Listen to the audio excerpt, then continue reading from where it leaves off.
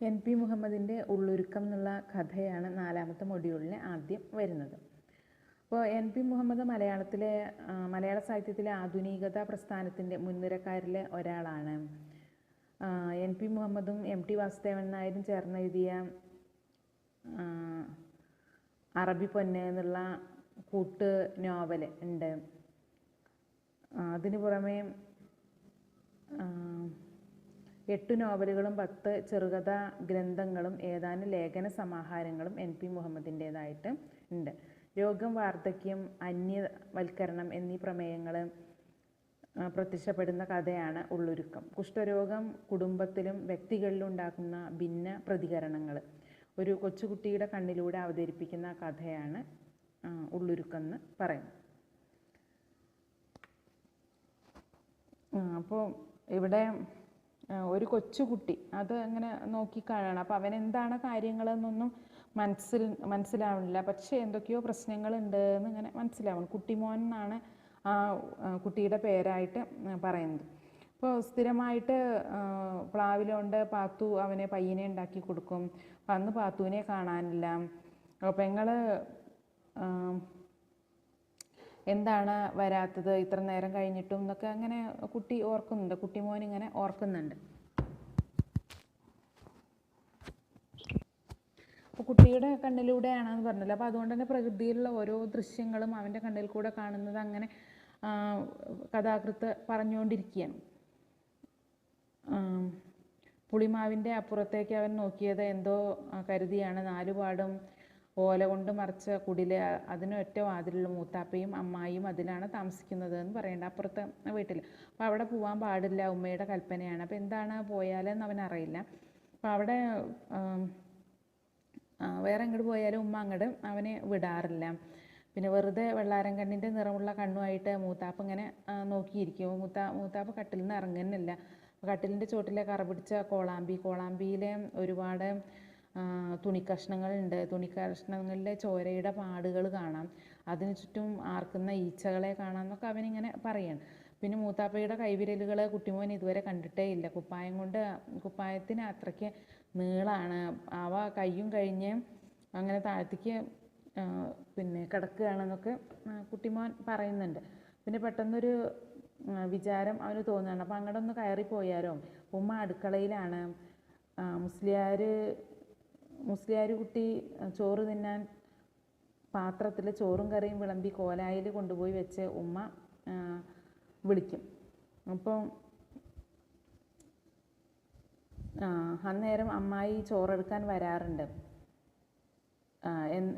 എന്താണ് അവൻ കുട്ടിമോനോടൊപ്പം ചോറ് തിന്നാത്തത്, ബാപ്പ അവനോടൊപ്പം ചോറ് എന്നൊക്കെ പിന്നെ അവൻ്റെ കുറേ ചിന്തകളാണ്. പിന്നെ കുട്ടിമോൻ്റെ അമ്മായി ഉമ്മ ഇവിടുന്ന് വിളമ്പി കൊടുക്കുന്നത് അപ്പുറത്ത് കൊണ്ടുപോയിട്ടാണ് കഴിക്കുന്നത്. അപ്പോൾ എന്താണ് പിന്നെ ഇവിടെ നിന്ന് ഭക്ഷണം കഴിച്ചാൽ അതൊന്നും തന്നെ അവനറിയില്ല. അങ്ങനത്തെ കുറേ ചിന്തകൾ ഇങ്ങനെ നമ്മളുമായിട്ട് പങ്കുവയ്ക്കുകയാണ് ചെയ്യുന്നത്. മൂത്താപ്പയുടെ അടുത്ത് പോയാലോ എന്ന് വിചാരിച്ചിട്ട് അടുത്തേക്ക് ഇങ്ങനെ പിന്നെ നീങ്ങാനായിട്ട് തുടങ്ങിയിട്ടുണ്ടായിരുന്നുള്ളൂ. അപ്പോഴേക്കും ഉമ്മ വന്നിട്ട് അവരെയൊക്കെ ചീത്ത പറഞ്ഞ് ഇവനെ വലിച്ചുകൊണ്ട് പോവുകയാണ്. അപ്പോൾ അതുവരെ അവൻ്റെ കയ്യിലുണ്ടായിരുന്നു കുറേ പ്ലാവിലുകൊണ്ട് ഉണ്ടാക്കിയിരുന്ന കാളകളൊക്കെ ഉണ്ടായിരുന്നു. അതിനൊക്കെ ഉമ്മ തട്ടി കളഞ്ഞിട്ട് ഭയങ്കര ദേഷ്യത്തിൽ എല്ലാവരും ചീത്ത പറഞ്ഞിട്ടാണ് ഉമ്മ ഇവനെ വലിച്ചുകൊണ്ട് പോയത്. അന്ന് അവനും പാത്തുവിനും ഉമ്മേൻ്റെ അടുത്ത് നിന്ന് കുറേ അടി കിട്ടി. പിന്നെ ഉമ്മ അവനെയും പാത്തുവിനെയൊക്കെ മുറിയിലിട്ട് അടച്ചു. എന്നിട്ട് ഉമ്മ കുറേ കരയുന്നതും പറയുന്നതും ഒക്കെ കേൾക്കുന്നുണ്ടായിരുന്നു. ഇവിടെ വല്ല ആന്തോണിയുണ്ട് ഇവറ്റയ്ക്കൊക്കെ വെച്ച് വിളമ്പാനായിട്ട്. എന്നിട്ട് ഉള്ളത് കോഴിക്കോടാണ്. അവിടെ ഭയങ്കര സുഖമായിട്ട് ജീവിക്കുന്നു, ബാക്കിയുള്ളവർ ഇവിടെ കിടന്ന് കഷ്ടപ്പെടുന്നു എന്നൊക്കെ പറഞ്ഞിട്ട് ഉമ്മ എന്തൊക്കെയോ പറഞ്ഞുകൊണ്ടിരിക്കുന്നുണ്ട്. ഉറക്കത്തിൽ പാത്തു എന്തോ സ്വപ്നം കണ്ട് എഴുന്നേറ്റ് കരയാനായിട്ട് തുടങ്ങി. അപ്പോൾ അവളെങ്ങനെ ആശ്വസിപ്പിക്കുന്നുണ്ട് അതിൻ്റെ ഇടയിൽ. അപ്പോൾ പാത്തു എന്തോ ദുസ്വപ്നം കണ്ട് ഞെട്ടി ഉണർന്ന് കരഞ്ഞപ്പോഴും ഉമ്മ അവളെ ആശ്വസിപ്പിച്ച് എന്തൊക്കെയോ പറയുന്നുണ്ട്. അപ്പോൾ ഉമ്മ അവനെ നോക്കിയപ്പോൾ അവൻ കണ്ണ് ചിമ്മി. അവൻ്റെ മുഖത്ത് കൈ തടവുന്നതിൽ അവന് അസുഖം തോന്നി. വേണ്ട അവൻ പുറത്തേക്ക് ഓടി. വാതിലിന് മുമ്പിൽ നോക്കിയപ്പോൾ കരയുന്ന ഉമ്മയാണ് കാണാൻ കഴിഞ്ഞത്. കാരണം തലേ ദിവസം ഉമ്മ അവനെ വേദനിപ്പിച്ചതിൻ്റെ ആ ഈർഷ്യ അവന് മാറിയിട്ടുണ്ടായിരുന്നില്ല. പിറ്റേ ദിവസം ആയപ്പോഴേക്ക് ഉപ്പ വരികയാണ്. അപ്പോൾ ഉപ്പ പിന്നെ വന്നാൽ സാധാരണ പിന്നെ ഇവനെ വന്ന് കെട്ടിപ്പിടിക്കും എടുക്കുകയൊക്കെ ചെയ്യും. പക്ഷെ അന്നതൊന്നും ഉണ്ടായില്ല. അപ്പോൾ പിന്നെ ബാപ്പ അവനെ വന്ന് കെട്ടിപ്പിടിക്കുമെന്ന് വിചാരിച്ച് അങ്ങനെ നിന്നെങ്കിലും പിന്നെ ബാപ്പ നേരെ വന്ന ഉമ്മയോട് എന്തൊക്കെയോ പറഞ്ഞ് നേരെ മുറിയിൽ നിന്നും ഇറങ്ങിപ്പോവുകയാണ് ചെയ്തത്. അപ്പോൾ ഉമ്മ നിർത്താതെ എന്തൊക്കെയോ വർത്തമാനം പറയും, കരയും ഒക്കെ ചെയ്യുന്നുണ്ടായിരുന്നു. എന്നാൽ എന്നെയും കുട്ടികളെയും കൊന്നോളി എന്നൊക്കെ പറഞ്ഞ ഉമ്മ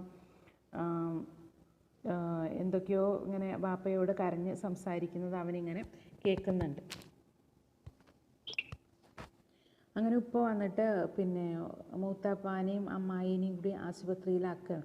മൂത്താപ്പാനെ ആരാണ് നോക്കുക എന്ന് ചോദിക്കുന്നുണ്ട്. അപ്പോൾ അമ്മായി എന്തായാലും മൂത്താപ്പയുടെ കൂടെ പോവുകയാണ് മൂത്താപ്പയെ നോക്കാനായിട്ട്. അപ്പോൾ ഇവന് എന്താണ് കാര്യം എന്നൊന്നും മനസ്സിലായില്ല. അപ്പോൾ ഇയാളിവിടെ ഇങ്ങനെ താമസിക്കുന്നിടത്തോളം കാലം പാത്തുവിനൊരു കല്യാണം വരുമോ, അങ്ങനെയുള്ള കുറേ ചിന്തകൾ ഉമ്മ ഇടയ്ക്കിടയ്ക്ക് ഉപ്പയുമായിട്ട് ഇങ്ങനെ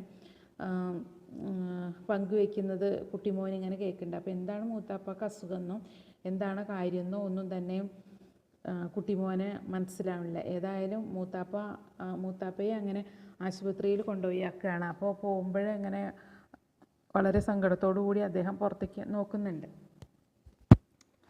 അപ്പോൾ കാറിൻ്റെ പിൻസീറ്റിലാണ് മൂത്താപ്പയും അമ്മായി ഇരുന്നത്. അപ്പോൾ പിന്നെ മൂത്താപ്പയ്ക്ക് എന്താണ് അസുഖം, എന്തിനാണ് കൊണ്ടുപോകണതെന്ന് ഒന്നും തന്നെ കുട്ടിമോനെ മനസ്സിലായില്ല.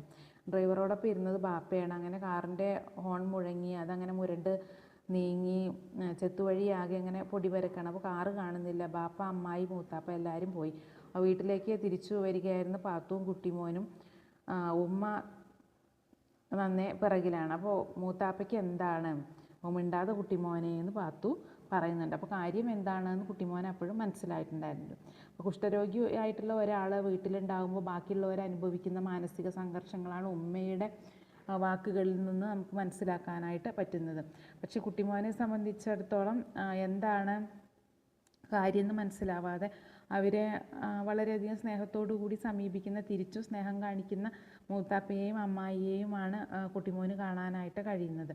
അപ്പോൾ രോഗത്തിൻ്റെ ഭീതി, അത് സമൂഹത്തിലുണ്ടാക്കുന്ന ഓളങ്ങൾ, സമൂഹം അവരെ മാറ്റി നിർത്തുന്ന, ഇതൊക്കെ ഉമ്മയുടെ വാക്കുകളിൽ നിന്ന് നമുക്ക് മനസ്സിലാക്കാനായിട്ട് കഴിയും. പാത്തുവിന് നല്ലൊരു വിവാഹാലോചന വരില്ല, അങ്ങനെയുള്ള ഒരുപാട് സങ്കടങ്ങളാണ് ഉമ്മ പറയുന്നത്. ഉമ്മ ഒരു സൈഡിൽ നിന്ന് നോക്കുമ്പോൾ ഉമ്മ ഒരു താല്പര്യമുള്ള ആളായിട്ട് നമുക്ക് തോന്നുമെങ്കിലും ഒരു സമൂഹം വെച്ച് പുലർത്തുന്ന ഒരു മനോഭാവം വെച്ച് നോക്കുമ്പോൾ ഉമ്മയെ നമുക്ക് സ്വാർത്ഥം പറയാനായിട്ട് കഴിയില്ല. അപ്പോൾ ഇതിൻ്റെയൊക്കെ ഇടയിൽ മാനസിക സംഘർഷങ്ങൾ അനുഭവിക്കുന്ന ഒരു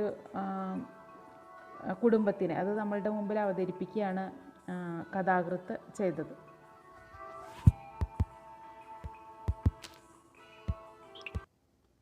ഉള്ളുരുക്കം എന്നുള്ള പേര് ആ വീടിൻ്റെ ഉള്ളിലിരുന്ന് ഉരുകി തീരുന്ന ഒരു ഉമ്മയെ നമ്മളുടെ മുമ്പിൽ അവതരിപ്പിക്കുന്നുണ്ട്. അതേപോലെ തന്നെ ബാക്കി എല്ലാവരും, പിന്നെ മൂത്താപ്പയാണെങ്കിലും അമ്മായിയാണെങ്കിലും ബാപ്പയാണെങ്കിലും എല്ലാവരും വളരെയധികം മാനസിക സംഘർഷങ്ങൾ അനുഭവിക്കുന്നവരായിട്ടാണ് നമ്മളുടെ മുമ്പിൽ കാണിച്ചു തന്നിട്ടുള്ളത്. ആ പേരും വളരെയധികം പ്രസക്തമായിട്ടുള്ള പേരാണ്. സി വി ശ്രീരാമൻ്റെ ഒട്ടുചെടി എന്ന് പറയുന്ന കഥ. മലയാളത്തിലെ പ്രശസ്തനായിട്ടുള്ള ചെറുകഥ രചയിതാവാണ് സി വി ശ്രീരാമൻ. അപ്പോൾ ഒട്ടുചെടിയിൽ ഒട്ടിച്ചേർത്തിട്ടുള്ള രണ്ട് ജീവിതങ്ങൾ, അതിൻ്റെ വളർച്ച, അതിനെയാണ് ശരിക്കും പറയുന്നത്. അപ്പോൾ ഒരു ഫ്ലാഷ് ബാക്ക് സങ്കേതം ഉപയോഗിച്ച് എഴുതിയിട്ടുള്ള കഥയാണ് ഒട്ടുചെടി. അപ്പോൾ 10-22 വർഷങ്ങൾക്ക് ശേഷം താൻ ജോലി ചെയ്ത ആ സ്ഥലത്ത് വീണ്ടും ചെല്ലുമ്പോൾ താൻ അന്ന് വിളക്കി ചേർത്തിട്ടുള്ള 2 ബന്ധങ്ങൾ ഇന്ന് പടർന്ന് പുഷ്പിച്ച് കാണുന്നതിലുള്ള സന്തോഷം, അതാണ് ഇതിൽ ശരിക്കും കഥാനായകൻ അനുഭവിക്കുന്നത് എന്ന് പറയാം. പശ്ചിമ ബംഗാളിലെ അഭയാർത്ഥി ക്യാമ്പുകളിൽ ജോലി ചെയ്യാൻ അവസരം കിട്ടിയ കഥാനായകനെയാണ് അവതരിപ്പിക്കുന്നത്. അപ്പോൾ അങ്ങനെ അദ്ദേഹത്തിന് അവിടെ ജോലി ചെയ്യാൻ വേണ്ടിയിട്ട് അവസരം കിട്ടി. അവിടുത്തെ ആളുകളെയൊക്കെ കുടിയേറി പാർപ്പിക്കലായിരുന്നു, അല്ലെങ്കിൽ സെറ്റിൽമെൻറ്റ്, അതായിരുന്നു പിന്നെ കഥാനായകൻ്റെ പ്രധാന ജോലി. അപ്പോൾ അതുകൊണ്ട് അഭയാർത്ഥികളായി വന്നിട്ടുള്ള ആളുകളാണല്ലോ. അപ്പോൾ പലപ്പോഴും അവരുടെ കുടുംബങ്ങളൊക്കെ തന്നെ ഇങ്ങനെ വേർപെട്ട് പോയിട്ടുണ്ടായിരുന്നു. അപ്പോൾ അങ്ങനെ വേർപെട്ട് പോയവരെ ഒക്കെ കണ്ടെത്തി അവരെ ഒരു കുടുംബാക്കി താമസിപ്പിക്കുക, ഇതായിരുന്നു നമ്മളുടെ കഥാനായകന് കിട്ടിയിട്ടുള്ള ജോലി. അപ്പോൾ അദ്ദേഹം വീണ്ടും 22 വർഷങ്ങൾക്ക് ശേഷം വീണ്ടും അവിടെ ചെല്ലുകയാണ്. അപ്പോൾ അവിടുത്തെ ആ റോഡുകളെക്കുറിച്ചും പിന്നെ അതിൻ്റെ ഭംഗിയെക്കുറിച്ചും ഒക്കെ അദ്ദേഹം അങ്ങനെ പറയുന്നുണ്ട്. അതിൻ്റെ ഒപ്പം തന്നെ തനിക്ക് പണ്ട് സുപരിചിതമായിരുന്നിട്ട് ഈ സ്ഥലത്തെക്കുറിച്ചൊക്കെ അദ്ദേഹം അങ്ങനെ പറയുകയാണ്. അപ്പോൾ ജസോർ റോഡ്, പിന്നെ അതേപോലെ ഇച്ഛാമതി നദി, ബഗുൾത്തല, കൗസല്യ നഗർ തുടങ്ങിയിട്ടുള്ള സ്ഥലങ്ങളെക്കുറിച്ചൊക്കെ അദ്ദേഹം അങ്ങനെ പറയുന്നുണ്ട്. അപ്പോൾ ദാസ്ഗുപ്ത ബാബു എന്ന് പറഞ്ഞിട്ട് ഇദ്ദേഹത്തെ ഇതിൽ സഹായിക്കാനായിട്ട് ഉണ്ടായിരുന്ന റീഹാബിലിറ്റേഷൻ ഓഫീസർ. അപ്പോൾ അദ്ദേഹം നരയ്ക്കാനായി തുടങ്ങിയിട്ടുള്ള ഒരാളായിരുന്നു. പിന്നെ അദ്ദേഹം ഇതുവരെ വിവാഹം കഴിച്ചിട്ടില്ല. ആണും പെണ്ണുമായിട്ട് 7 അദ്ദേഹത്തിൻ്റെ താഴെ ഉണ്ട് എന്നൊക്കെ അദ്ദേഹത്തെക്കുറിച്ച് ഇങ്ങനെ പറയുന്നുണ്ട്. അപ്പോൾ ദാസ്ഗുപ്ത ബാബുവിൻ്റെ മൂത്ത സഹോദരി, അവരൊരു പ്രൈമറി സ്കൂൾ അധ്യാപികയാണ്. വിവാഹം കഴിച്ചിരുന്നില്ല. അവർ ആ കുടുംബത്തിന് വേണ്ടിയിട്ട് അവരുടെ ജീവിതം അർപ്പിക്കുകയാണ്. അപ്പം അങ്ങനെ അന്ന് അഭയാർത്ഥികളായിട്ട് കൽക്കത്തയിൽ വന്ന പല മധ്യവർത്തി കുടുംബങ്ങളിലും തനതായ ഒരു ജീവിതം സ്വപ്നം കാണാത്തവർ ഉണ്ടായിരുന്നു എന്ന് അദ്ദേഹം അങ്ങനെ കൂട്ടിച്ചേർക്കുക. അപ്പോൾ ദാസ്ഗുപ്ത ബാബു എന്നും മദ്യപിക്കും. പക്ഷേ സഹോദരി അവിടെ ചെല്ലുമ്പോൾ എന്നും വഴക്ക് പറയും മദ്യപിക്കുന്നതിന്. അപ്പോൾ നിങ്ങൾക്ക് മദ്യം കഴിക്കാതിരുന്നൂടെ എന്നൊക്കെ പറഞ്ഞിട്ട് അവരങ്ങനെ ചീത്ത പറയുന്നതൊക്കെ ഈ സമയത്ത് ഇങ്ങനെ നമ്മളുടെ കഥാകാരൻ ഓർക്കുന്നുണ്ട്, കഥാനായകൻ. അപ്പം അങ്ങനെ ദാസ്ഗുപ്ത ബാബുവിനെ കുറിച്ച് ഓർമ്മ വന്നപ്പോഴാണ് ബിശ്വേശ്വർ ഗരാമിയെക്കുറിച്ച് ഓർമ്മ വന്നത്. പിന്നെ ബിശ്വേശ്വർ ഗരാമിയെക്കുറിച്ചുള്ള കാര്യങ്ങളാണ് പിന്നെ പറയുന്നത്. ബിശ്വേശ്വർ ഗരാമി, മൈഥിലി പരിമാണിക്ക്, ഈ 2 കഥാപാത്രങ്ങളാണ് പ്രധാനമായിട്ടും വരുന്നത്. അപ്പോൾ ഒരു ദിവസം വൈകുന്നേരം ഇങ്ങനെ ഒരു സ്ത്രീ കയറി വന്ന് കരഞ്ഞിട്ട് പറയുകയാണ് അവളെ എങ്ങനെയെങ്കിലും അവിടെ സെറ്റിൽമെൻറ്റ് ചെയ്യാനായിട്ട്. പക്ഷെ അവരെ അങ്ങനെ ചെയ്യാനായിട്ട് പറ്റൂല. കാരണം അവർക്ക് ഭർത്താവ് ഉണ്ടായിരുന്നില്ല. ഭർത്താവ്, ഭാര്യ, കുട്ടികൾ, പിന്നെ ഒരു കുട്ടിയെങ്കിലും അങ്ങനെയുള്ളവരെ മാത്രമാണ് പിന്നെ ഇവർക്ക് അവിടെ ഫാമിലി ആയിട്ട് കാണാനായിട്ട് പറ്റുന്നുണ്ടായിരുന്നുള്ളൂ. അപ്പോൾ ഒരു ദിവസം വൈകുന്നേരം ഇവിടെ വന്നിട്ട് ഇങ്ങനെ കരഞ്ഞുകൊണ്ടിരിക്കുകയാണ്. അപ്പോൾ ഒരു ദിവസമല്ല, 1-2 ദിവസം സ്ഥിരമായിട്ട് ഇങ്ങനെ വരികയാണ്. അപ്പോൾ അങ്ങനെ ഒരു ദിവസം വന്നപ്പോൾ അയാൾ മദ്യപിക്കാത്തൊരു ദിവസമായിരുന്നു. അപ്പോൾ പിന്നെ പറഞ്ഞു, ഞാൻ ഒരു വഴി കണ്ടുവച്ചിട്ടുണ്ട് എന്ന് പറയാം. നീ ഇപ്പോൾ ഏതായാലും സമാധാനമായിട്ട് പോകും, നാളെ ഓഫീസിൽ വന്ന് നിന്നെ റിക്രൂട്ട് ചെയ്തുകൊണ്ട് പോവാം എന്നൊക്കെ അങ്ങനെ പറയുന്നുണ്ട്. അപ്പം അവിടെ പോയി കഴിഞ്ഞപ്പം ദാസ്ഗുപ്ത ബാബു ഇങ്ങനെ ചോദിക്കുകയാണ്, പിന്നെ ഇനി എന്താണ് ചെയ്യാനായിട്ട് പോകുന്നത്? അപ്പോൾ വെറുതെ പറഞ്ഞതല്ല, 2 പെൺകുട്ടികളെയും ഒക്കത്ത് വെച്ച് നടക്കുന്ന ഇവളെ പോലെ കരയുന്ന ഒരു അഭയാർത്ഥിയില്ലേ, ഇവരെ 2 പേരെയും കൂട്ടിയിണക്കി ഒരു ഫാമിലി ആക്കണം എന്ന് പറഞ്ഞു. അപ്പോൾ വേറൊരാൾ ഇതേപോലെ അവിടെ ഇരിക്കുന്നുണ്ട്. അപ്പോൾ അയാൾ ഇവരെയും കൂടി കൂട്ടിയിട്ട് ഒരു ഫാമിലി ആക്കാം എന്നാണ് പറഞ്ഞത്. അപ്പോൾ ദാസ്ഗുപ്ത ബാബു പിന്നെ ഒന്നും മിണ്ടാതെ കുറേ സമയം ഇങ്ങനെ ഇരിക്കുകയാണ്. അപ്പം പിന്നെ പഠിച്ചതും പഠിപ്പിച്ചതൊക്കെ ഫിലോസഫി തന്നെയാണ്. അപ്പോൾ സ്വന്തം ജീവിതം കൊണ്ട് അടുത്തറിഞ്ഞതും ഫിലോസഫി. എന്നിട്ടും പിന്നെ എന്തുകൊണ്ടാണ് അദ്ദേഹം ഇങ്ങനെ മൂകനായത്? പക്ഷെ അത് നടക്കുന്നു തോന്നണില്ല എന്ന് ആ സമയത്ത് തന്നെ പറഞ്ഞു. അപ്പോൾ കാരണം എന്താണ്, ഈ സ്ത്രീ ഈ ബോർഡറിനെ അടുത്ത് കിടക്കുന്ന ഏതോ ഒരു ജില്ലക്കാരിയാണ്. അവനാണെങ്കിൽ ചിറ്റഗോഗ് ജില്ലയുടെ അറ്റത്ത് കിടക്കുന്ന ഏതോ ഗിരിപ്രദേശത്തുകാരനാണ്. അപ്പോൾ 2 ആളുകളുടെയും ജീവിത സാഹചര്യങ്ങളും സ്വഭാവങ്ങളും ഒക്കെ വ്യത്യസ്തമാണ്. അപ്പോൾ അതുകൊണ്ട് ഇവർ 2 കൂടി കൂട്ടിച്ചേർക്കുക എന്ന് പറയുന്നത് നടക്കുന്ന കാര്യമല്ല. അവരുടെ സ്വഭാവങ്ങൾ വളരെ വ്യത്യസ്തമായിട്ടാണ് എന്ന് പറഞ്ഞു. ഏതായാലും ഒന്ന് ശ്രമിച്ചു നോക്കട്ടെ എന്ന് അവർ പറയണം. അപ്പോൾ പിറ്റേ ദിവസം ഇങ്ങനെ 2 പേരെ അഭയാർത്ഥി ക്യാമ്പിൻ്റെ അറ്റത്തെ വിളിച്ചു കൊണ്ടുപോയിട്ട് ഈ കാര്യങ്ങൾ പറയണം. അപ്പോൾ ബിശ്വേശ്വർ ഗരാമി ഒന്നും തന്നെ മിണ്ടിയില്ല. എന്നിട്ട് ഈ മൈഥിലി പരിമാണിക്കിനെ അങ്ങനെ അയാളെ ഇടയ്ക്കിടയ്ക്ക് ഇങ്ങനെ നോക്കുന്നുണ്ടായിരുന്നു. എന്നിട്ട് ശാരീരികമായി അവർ തമ്മിൽ കണ്ട വൈരുദ്ധ്യം ശ്രദ്ധേയമായിരുന്നു. അവൾക്ക് അയാളെക്കാളും 2-3 ഇഞ്ചിനെങ്കിലും ഉയരമുണ്ടായിരുന്നു. പട്ടിണി അവളുടെ ശരീരത്തിൽ നിന്ന് എല്ലൊഴികെ എല്ലാം ഒപ്പിയെടുത്തിട്ടുണ്ടായിരുന്നു എന്ന് പറയുന്നത്. അപ്പോൾ ഇത്രയും ഉയരം ഒരു പട്ടിണി ഉടലിന് തികച്ചും ശാപം തന്നെയെന്ന് അയാൾക്ക് ബോധ്യം വന്നു എന്ന് പറയണം. അപ്പം അങ്ങനെ ഒന്നും മറുപടി പറയാതെ അവരങ്ങനെ നിൽക്കുകയാണ്. അപ്പോൾ 2 പേരെയും റീഹാബിലിറ്റേഷൻ ഓഫീസിലേക്ക് കൂട്ടിക്കൊണ്ടുപോയി ഒരു റീഹാബിലിറ്റേഷൻ ബോണ്ട് എടുത്തിട്ട് ബോണ്ടിൽ ഇങ്ങനെ എഴുതി Bisweswar Garami, head of the family, Maithili Paramanik എന്ന് പറഞ്ഞിട്ട് അവളുടെ പേരും ഇങ്ങനെ എഴുതുകയാണ്. അങ്ങനെ പിന്നെ അവർ ഹസ്ബൻഡും വൈഫും കുട്ടികളും ഒക്കെയാണ് എന്ന് അങ്ങനെ എഴുതി ചേർത്തു. അപ്പോൾ പിറ്റേന്ന് വന്നിട്ട് സരസ്വതി പൂജയാണ്. അഭയാർത്ഥികൾക്ക് നേരത്തെ തന്നെ ക്യാമ്പ് ഉദ്യോഗസ്ഥന്മാരെ അരിയൊക്കെ കൊടുത്ത് അവരെ അവിടെ ഇങ്ങനെ പിന്നെ ഭക്ഷണമൊക്കെ സെറ്റിൽ ചെയ്യാനുള്ള കാര്യങ്ങളൊക്കെ ചെയ്തു കൊടുത്തിട്ടുണ്ടായിരുന്നു. അപ്പോൾ പിന്നെ ഇവരും അവിടുത്തെ ഒരു ഫാമിലി ആയിട്ട് ഈ സമയം കൊണ്ട് തന്നെ മാറിയിട്ടുണ്ടായിരുന്നു. അപ്പോൾ ക്യാമ്പിൽ ഇങ്ങനെ ഇതിനെക്കുറിച്ച് ഒരു ചെറിയ മുറുമുറുപ്പൊക്കെ തന്നെ നടക്കുന്നുണ്ട്. ഒരു ചടങ്ങും നടത്താതെ ഇങ്ങനെ കൂട്ടിയിണക്കാൻ പറ്റുമോ എന്നൊക്കെയുള്ള കാര്യങ്ങളെക്കുറിച്ച് ചടങ്ങൊക്കെ ഇങ്ങനെ പറച്ചിലുമൊക്കെ ഉണ്ട്. പക്ഷെ ഒരു ചടങ്ങിനും പോകരുത്, അത് മറന്നേക്കും, ബംഗാളി അല്ലാത്ത നിന്നെ അഭയാർത്ഥി കുടുംബങ്ങളെ കുടിയേറി പാർപ്പിക്കാൻ തിരഞ്ഞെടുക്കുവാൻ അയക്കുന്നതിൽ പലർക്കും എതിർപ്പുണ്ട്. ഭാര്യയും ഭർത്താവും അല്ലാത്തവരെ ഫാമിലിയായി തിരഞ്ഞെടുത്തു എന്നെങ്ങാനും കേട്ടാൽ ഇവിടെ അതിലേറെ പ്രശ്നങ്ങൾ ഉണ്ടാവും എന്നൊക്കെ പറഞ്ഞിട്ട് അതൊന്നും തന്നെ കാര്യമാക്കാതെ അവർ രണ്ടാളെയും കൂടി ഒന്നാക്കി കൂട്ടിച്ചേർക്കണം. ഏതായാലും ആ സംഭവം കഴിഞ്ഞു, കുറേ കാലങ്ങൾ കഴിഞ്ഞു. പിന്നെ അവർക്ക് അന്ന് തന്നെ 5 ഏക്കർ വയലും ഒരു വീടും ഒക്കെ കിട്ടിയിട്ടുണ്ടായിരുന്നു. അപ്പോൾ അതൊക്കെ കഴിഞ്ഞ് ഇയാൾ 22 വർഷങ്ങൾക്ക് ശേഷം അവിടെ ചെല്ലുകയാണല്ലോ. ആ സ്ഥലത്തെത്തിയപ്പോൾ അവരെക്കുറിച്ചുള്ള ഓർമ്മകൾ വരികയാണ്. അപ്പോൾ ഏതായാലും അയാൾ അവിടെ ഇറങ്ങി പഞ്ചവടി ഗ്രാമത്തിലേക്ക് അങ്ങനെ നടക്കുകയാണ്. അപ്പോൾ അന്ന് ഒറ്റയടി പാതയായിരുന്നെങ്കിൽ ഇപ്പോൾ പുതിയ റോഡും ഒക്കെ വന്നിട്ടുണ്ട്. അങ്ങനെ ആ പഞ്ചവടി ഗ്രാമത്തിൻ്റെ അവിടെ എത്തിയപ്പോൾ അയാൾ ഇങ്ങനെ ചോദിച്ചു, വിശ്വേശ്വർ ഗരാമിയുടെ വീട് എന്ന് ചോദിച്ചു. അപ്പോൾ അയാളിപ്പോൾ ജീവിച്ചിരിപ്പുണ്ടോ എന്തോ ഒന്നും അറിയില്ല, എന്നാലും അങ്ങനെ ചോദിച്ചാണ്. അപ്പോൾ ഗരാമി ബാബ ഇപ്പോൾ ഇവിടെ വരുന്ന പയ്യൻ പറയണം. അപ്പോൾ ഏകദേശം എന്തായാലും അങ്ങനെ അവിടുത്തെ കാഴ്ചകളൊക്കെ ഇദ്ദേഹം അങ്ങനെ കണ്ടു. അപ്പോഴേക്കും ആ സമയത്ത് വിശ്വേശ്വർ ഗരാമി വരികയാണ്. എന്നിട്ട് പിന്നെ അദ്ദേഹത്തെ ഇങ്ങനെ വീട്ടിലേക്ക് കൂട്ടിക്കൊണ്ടുപോകുന്നുണ്ട്. അപ്പോൾ വീട്ടിൽ ചെന്നപ്പോൾ പിന്നെ അന്ന് കണ്ട മൈഥിലി വാരിമാണിക്കല്ല, അവളാകെ മാറിയിട്ടുണ്ട്. എന്നിട്ട് ഇയാൾക്ക് ചായയൊക്കെ കൊടുത്ത് പിന്നെ അവിടുന്ന് ഭക്ഷണം കഴിച്ച് പോയാൽ മതി എന്ന് പറഞ്ഞിട്ട് പിന്നെ ഭക്ഷണമൊക്കെ ഉണ്ടാക്കുകയാണ്. അപ്പം പിന്നെ ഇവരുടെ കുട്ടികളെക്കുറിച്ചൊക്കെ ചോദിച്ചറിയുന്നുണ്ട്. അപ്പോൾ അവരൊക്കെ വിവാഹം കഴിച്ചു പോയി.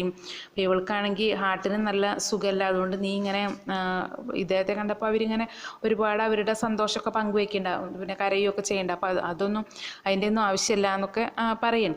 അപ്പോൾ ഏതായാലും അതൊക്കെ കഴിഞ്ഞിട്ട് പിന്നെ അവളുടെ കാര്യങ്ങൾ പറയണ്ട. അപ്പോൾ ഒരു ദിവസം അവളുടെ പഴയ ഭർത്താവ് ഇവളെ അന്വേഷിച്ച് വന്നിട്ടുണ്ടായിരുന്നു.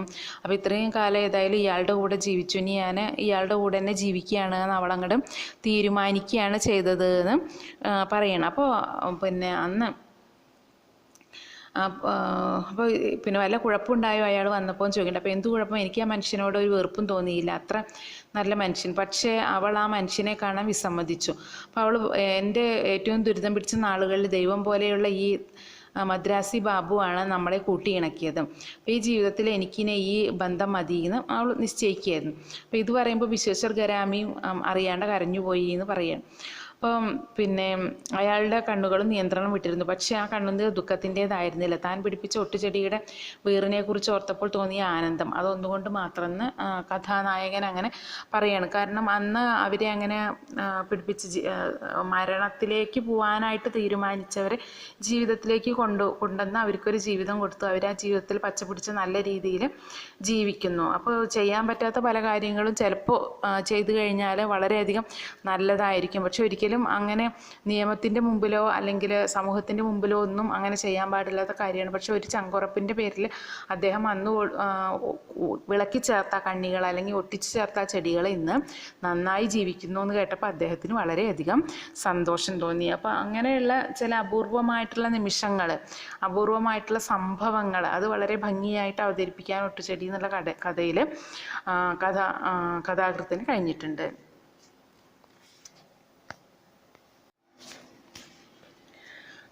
ഘരേ ബായിരെ എന്നുള്ള ഗീതാ ഹിരണ്യൻ്റെ കഥയാണ് അവതരിപ്പിക്കുന്നത്. ഗീതാ ഹിരണ്യൻ സ്ത്രീപക്ഷ എഴുത്തുകാരിയാണ്. ഘരേ ബായിരെ എന്ന് പറയുമ്പോൾ തന്നെ പരിശുദ്ധയായിട്ടുള്ള സ്ത്രീ, അതിൻ്റെ ഒപ്പം തന്നെ വേശ്യ എന്നുള്ള ഒരർത്ഥവും കൂടി ആ വാക്കിന് ഉണ്ട്. അപ്പോൾ ഇവിടെ ഏതാണ് എന്ന് നമുക്ക് കഥ വായിച്ചിട്ട് മനസ്സിലാകും. അപ്പോൾ സ്ത്രീപക്ഷ എഴുത്തുകാരിയാണ് എന്ന് പറഞ്ഞു. അപ്പോൾ അവൾക്ക് ഒരു സ്ത്രീക്ക് തൻ്റെ വികാര വിചാരങ്ങൾ അതിൽ നിന്ന് ഉള്ള സാഫല്യം, അപ്പം അതിനായിട്ടുള്ള ശ്രമം, അപ്പോൾ അതോടൊപ്പം തന്നെ അവളെ മറ്റുള്ളവരെ എങ്ങനെ വിലയിരുത്തുന്നു തുടങ്ങിയിട്ടുള്ള കാര്യങ്ങൾ അതിൽ കൃത്യമായിട്ട് അവതരിപ്പിക്കുകയാണ് ചെയ്യുന്നത്.